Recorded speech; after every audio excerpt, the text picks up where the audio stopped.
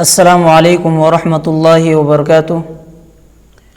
ان الحمد للہ والصلاة والسلام علی رسول اللہ، اشہد ان لا الہ الا اللہ وحدہ لا شریک لہ واشہد ان محمدا عبدہ ورسولہ، اما بعد۔ معزز ناظرین، قربانی کی تاریخ کیا ہے؟ اللہ کے نبی صلی اللہ علیہ وسلم نے کب قربانی دی، اور اسی طریقے سے صحابہ اکرام کو اللہ کے نبی صلی اللہ علیہ وسلم نے قربانی دینے کی ترغیب کب دی تھی؟ قربانی کی مشروعیت کب سے ہے، اس کے بارے میں آج ہم جانکاری حاصل کریں گے۔ ناظرین، اللہ کے نبی صلی اللہ علیہ وسلم مکہ چھوڑ کر جب مدینہ منورہ آئے، تشریف لائے، مدینہ منورہ میں اللہ کے نبی صلی اللہ علیہ وسلم کو 1 سال مکمل ہونے کے بعد جب دوسرا سال شروع ہوا، دوسرے سال میں کئی احکامات فرض ہوئے، نازل ہوئے، کئی احکامات کی مشروعیت ہوئی۔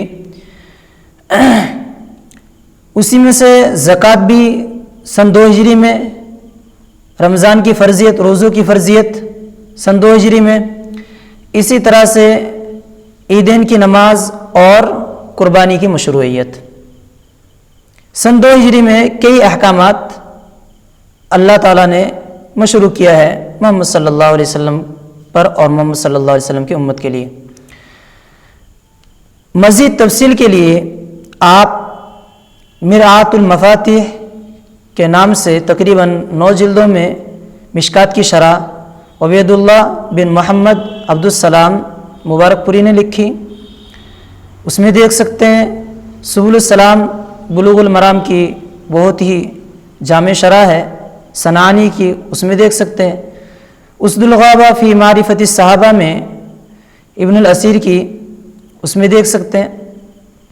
اسی طرح البدایہ والنہایہ ابن کثیر کی، تاریخ الرسل والملوک طبری کی، ان تمام کتب میں آپ مزید تفصیلات دیکھ سکتے ہیں کہ سن 2 ہجری میں کون کون سے احکامات کی مشروعیت امت محمدیہ کے لیے ہوئی تھی۔ اللہ تعالیٰ سے دعا ہے کہ اللہ تعالیٰ ہمیں قرآن اور سنت کے مطابق عمل کرنے کی توفیق عطا فرمائے۔ والسلام علیکم ورحمۃ اللہ